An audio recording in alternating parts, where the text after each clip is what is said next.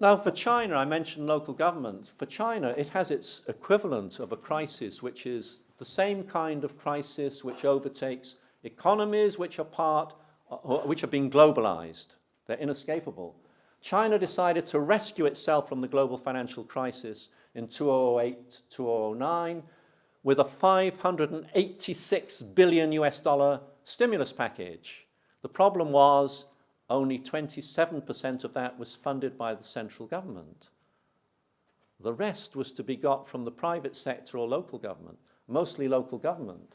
Immediately it happened, the head of the bank, well, within months, in November 2009, the head of the Bank of China, one of China's big four, said this has already caused systemic risk to our system. So he's on guard, he's warning people, the official media publishes his warning. They have the same kind of problems, although more easily controlled than the Europeans have. And you want to know what kind of problems they have. You know, when they started to try and reform this system in 22, clean up the mess, they had huge arguments about how many vehicles, how many of these local government vehicles had borrowed money. Now, the National Audit Office has an estimate, which is the most official one, which is 6,500. The central bank said there were 10,000 or more.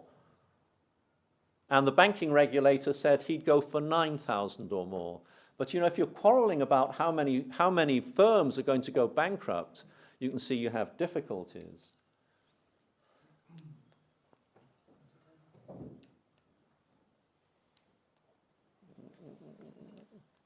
I apologize. There we are. Okay.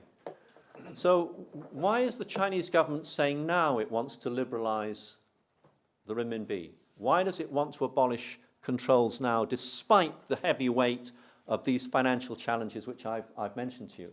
The first is the Chinese government knows that unless the banking system becomes competitive like manufacturing, that China's takeoff on a steady upward track where it will have the full benefits of modernization, modern technology, modern know-how, and globalization